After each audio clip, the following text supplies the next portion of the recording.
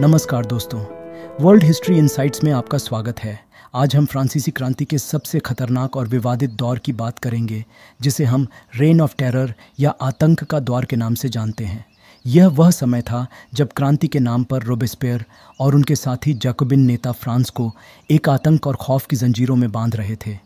1793 से लेकर 1794 तक फ्रांस की जनता ने एक ऐसा समय देखा जब सिर्फ शक और संदेह की बिनाह पर हज़ारों लोगों को मौत की सज़ा दी गई।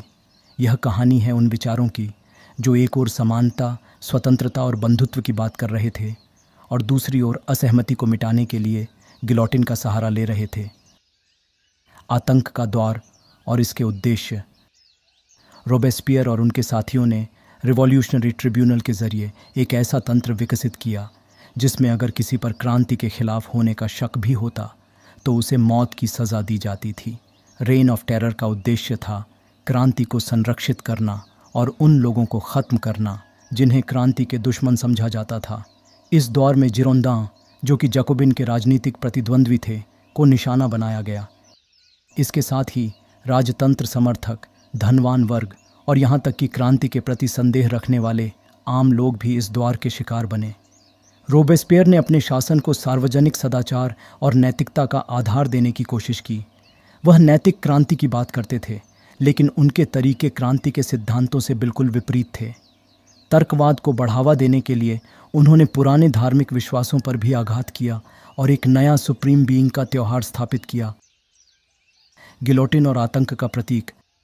इस समय में गिलोटिन आतंक का सबसे बड़ा प्रतीक बन चुका था।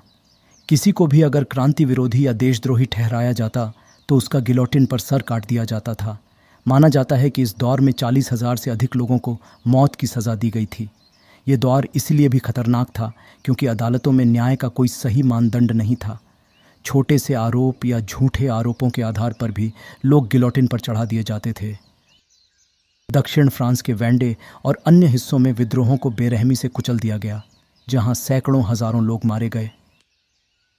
रोबेस्पियर का उभार और पतन। रोबेस्पियर इस पूरे दौर के प्रमुख नेता थे। उनका मानना था कि जब तक क्रांति को खतरा है तब तक आतंक आवश्यक है। उन्होंने अपनी लोकप्रियता और प्रभाव का इस्तेमाल करते हुए नेशनल कन्वेंशन में अपना वर्चस्व कायम किया।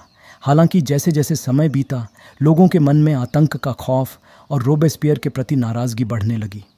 उनके साथ काम करने वाले लोग भी उनके तरीकों से असंतुष्ट होने लगे।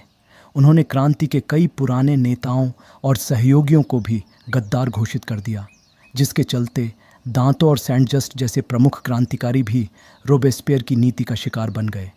आखिरकार 1794 के मध्य में रोबेस्पियर के खिलाफ साजिश रची गई।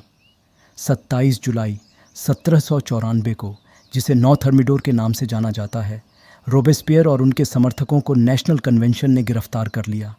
अगले दिन रोबेस्पियर को भी उसी गिलोटिन पर मौत की सज़ा दी गई, जिसका इस्तेमाल उन्होंने अपने विरोधियों के खिलाफ किया था। आतंक का अंत और नए युग की शुरुआत। रोबेस्पियर के पतन के साथ ही रेन ऑफ टेरर का अंत हुआ। अब क्रांति का वह दौर समाप्त हो चुका था जब सिर्फ संदेह के आधार पर हजारों लोगों की जानें ली जा रही थीं। रोबेस्पियर की मौत ने क्रांति में एक नए युग की शुरुआत की, जिसे हम डायरेक्टरी शासन के रूप में जानते हैं। इस शासनकाल में फ्रांस को थोड़ी स्थिरता मिली, लेकिन अस्थिरता की जड़ें अभी भी बनी रहीं, जो बाद में नेपोलियन बोनापार्ट के उदय का कारण बनी। तो दोस्तों, आज के एपिसोड में हमने देखा कि कैसे रेन ऑफ टेरर ने फ्रांस को आतंक और हिंसा में डुबो दिया और अंततः कैसे रोबेस्पियर का पतन इस आतंक के दौर का समापन लेकर आया। अगले एपिसोड में हम बात करेंगे महिलाओं की भूमिका के बारे में, जो फ्रांसीसी क्रांति के दौरान अपने अधिकारों के लिए लड़ी और जिनका योगदान क्रांति के इतिहास में बेहद महत्वपूर्ण था। तब तक के लिए धन्यवाद।